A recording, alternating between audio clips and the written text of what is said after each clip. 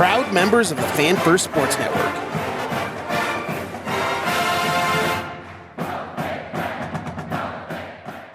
Players like them are what makes the 3-5 such a very unique style of defense. Mm-hmm. You know, we talked about the possibility of their size being a little bit of a factor. This defense is going to be much more athletic than the last year's defense. You know, that's not a faster, that's stronger, not a slight on last larger. year's defense or anything like that, but it's going to be more athletic from the front to the back. 45, 40, 35, 40, he's gonna go!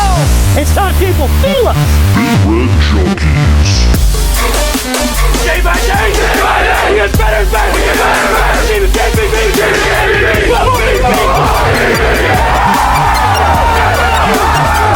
If we die, we die! Man is putting a child in that. Put him in the aisle. Bring that trophy back to Lincoln! Welcome into another episode of the Big Red Junkies. This is Mr. Jed Burks. This is Matt Lair, and I am BJ. We are very appreciative of you guys being here today. Please make sure to share us with your friends. If you haven't already, like, subscribe, follow. Find us out on Twitter. Find us out on Facebook. Or do we have to call it X now? I'm not even sure. I still say Twitter. I don't care. We are gathered here today to discuss the back end of the defense. What the fuck are we doing with the linebackers and the DBs? We're overloaded. We're just collecting them. It kind of seems. We're overloaded. We are gluttonous on back end defensive players. Maybe a little bit light on the D line, but that's for another show. Yeah. Where do we want to start, boys? I think we should start at the linebackers. I dig it. That's probably my dead serious. Outside of our quarterback room, the linebackers is probably my favorite room on the entire team. Yeah. It's probably one of my favorite positions also because, as you guys know... You've got a massive Dvorak boner. I do. Yeah, I kind of like Dvorak. I think if Dvorak goes and becomes a head coach somewhere else, Jed might become a fan. I might start a podcast for whatever team he's coaching at. Yes. Fresno State or some shit. I want to see Rob Dvorak get into like knitting when he retires. I'm going to have a knitting podcast. Yikes.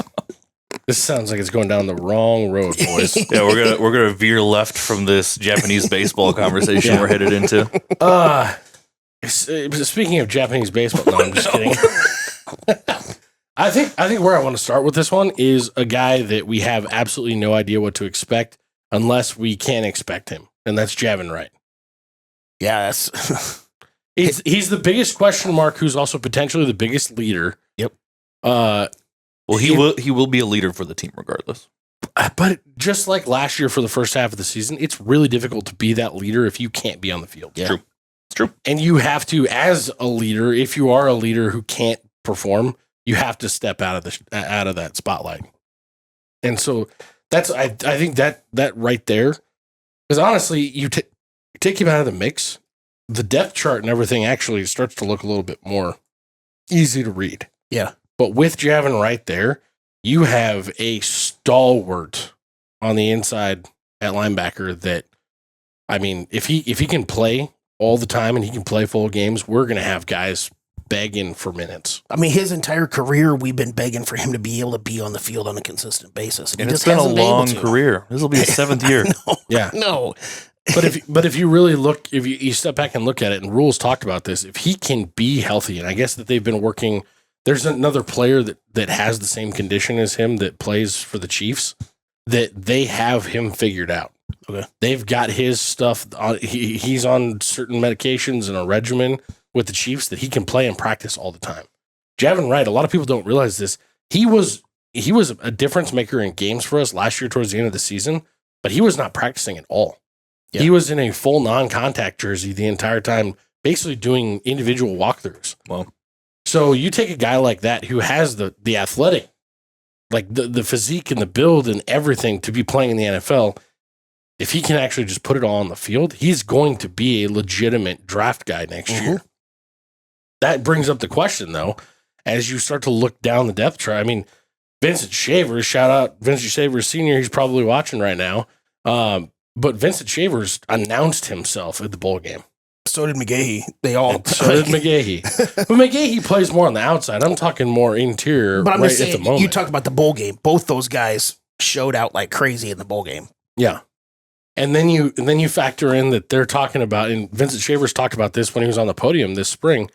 Marcus Watson Trent coming in from Georgia Southern. Mm-hmm. He's a guy that everybody's already talked about, has taken a major leadership role, has really, really put his stamp on things, and should be a frontline starter guy too. So you look at that and you're like, who's the odd man out here? Yeah. There's really only one starter that can happen there. If Javin Wright's completely healthy and can go, I mean, just at the middle linebacker spot, where do you even begin? I don't know. It's kind of one of those, like, how do you keep a guy like Watson Trent off the field when he has over 300 tackles in the last 3 years? Yeah. Like, you can talk about his size being only at 5'11" all you want to, but he's clearly effective. And I don't care, some people can say, oh, it was at Georgia Southern, so who cares? Who cares? You amass that many tackles. 120 tackles a year is still a phenomenal fucking feat. play. Yeah. Like, I don't care.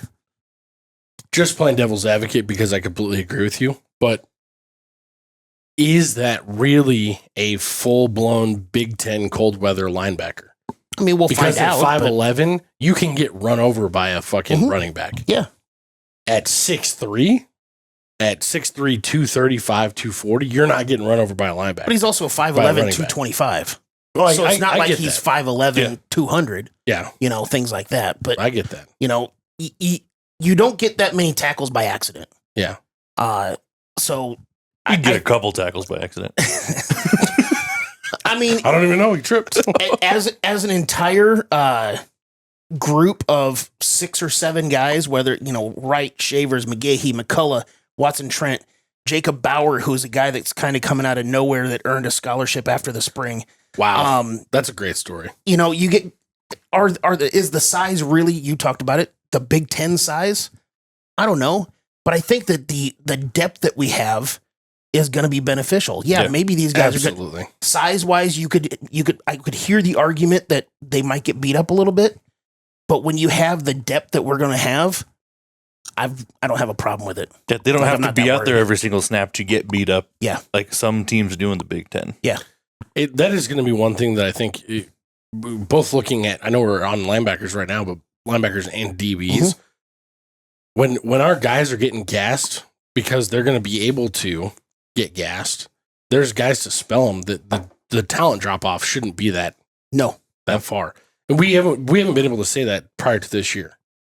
That is one thing that I think if you looked at all the teams that made it to the playoffs last year, not necessarily your Indianas or your SMUs, but you look at Penn State, you look at Ohio State, you look at even like Tennessee. Those Big Ten SEC schools that were in the playoffs last year, they were 2 or 3 deep all across the board. And so that, I think when not to get ahead of ourselves and talk about a different show that we're going to do, but when you just look ahead at what Nebraska is going to look like mid-season after a few injuries, it's way different than it was even just last year, where 1 or 2 injuries could stifle an entire side of the ball. Yeah, I mean, you look. We're talking about linebackers right now. You go into last year and you have the situation that we had with a couple of good frontline guys, and then, again, this is no disrespect on guys like Shavers and McGahee, but they were true freshmen last year, so you just didn't know what to expect from them last year. Yeah, what we got was way more than we expected. 100%. I'm just saying, you with going into the season, if there happens to be an injury or two, unfortunately, I'm very comfortable with what's going to be behind these guys right now. Because there's a good possibility that Shavers and McGahee are not starters with McCullough, Javin Wright, and Watson Trent as far as the whole group of guys. I'm okay with them coming off the bench.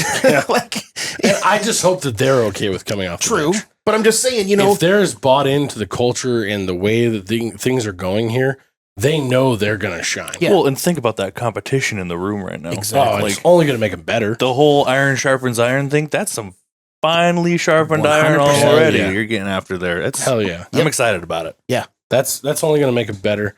I haven't even brought up Darth Vader, Deshaun McCullough. You've mentioned him a couple times. He's going to be more like a position. I know I just said that there's a chance that Shavers and McGahee would be on the bench. Even if they're starters, having McCullough and Watson Trent coming off the bench, I'm perfectly okay with. Yeah. Like, well, and the difference too between like McGahee and Dasan McCullough, they're both going to be jack guys, but McCullough's going to be like he can drop into coverage really, really well. Don't know that we've seen that much of McGahee yet.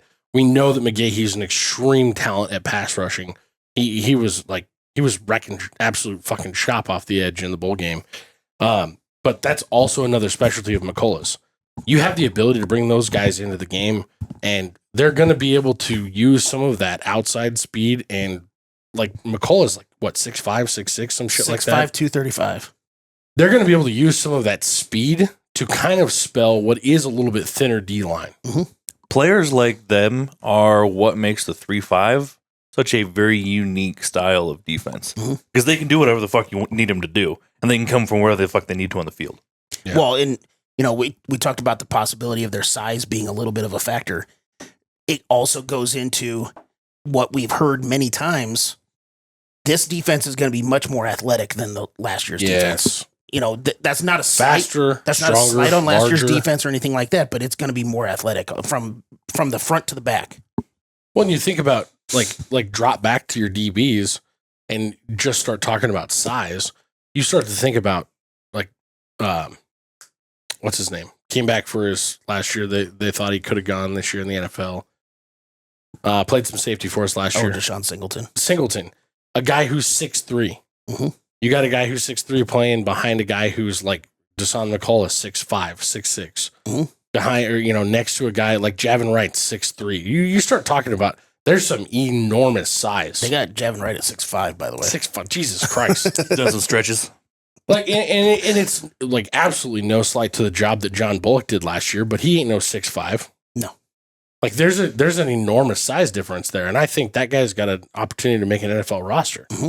But you have the ability to put some of these giants out there who can also move and have experience and have the body and the build for it. Holy crap, it's exciting. Like I said, these really big guys that are uber athletic. And what do they have Vincent Shavers listed at? McGahee's like 6'4", 6'5" too, isn't no, he? McGahee and Shavers are both 6'1". 6'1". Shorties. I feel like they're bigger than that. 225, 235. Wow. They play bigger than that. I can tell They you definitely that. play bigger than that. Maybe they still got another growth spurt in them. Who knows? Maybe. Not that they'll necessarily need it at those No, positions. they're okay. Moving back to the back end, like I started though with Singleton. I mean, we know what we have in Sayre Wright.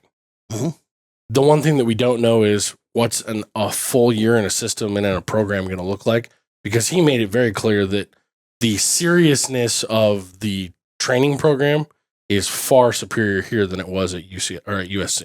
Well, and I would say to add to that, I think it's not just that we know what we got with Sierra Wright.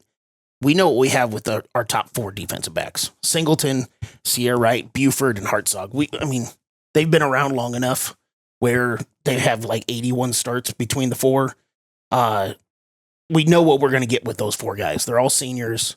They've been around for a while. I mean, I know Sierra Wright's only been around for a year, but the other guys have been around for a long time.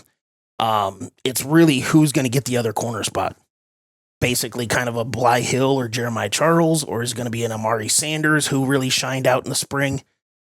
Andrew Marshall, who transferred from Idaho. Who knows? Who I thought he was going to be just a kick return specialist. Yeah. That's what I thought. And they talked about, like, we're looking at the Husker Online article right now. Robin Washut analyzed this. He's calling him Andrew Marshall emerges as starting CB.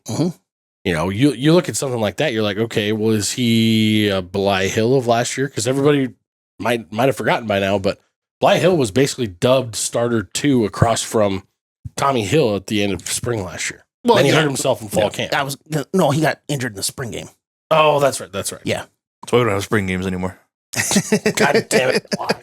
It is one of the reasons. But yeah, I mean, it's the defensive back room is a lot like the linebacker room, where the top guys are kind of established, but then there's guys behind them that I'm actually very comfortable. Last year we had so many young guys that didn't have any playing experience. Now we've got guys with playing experience, so I'm okay.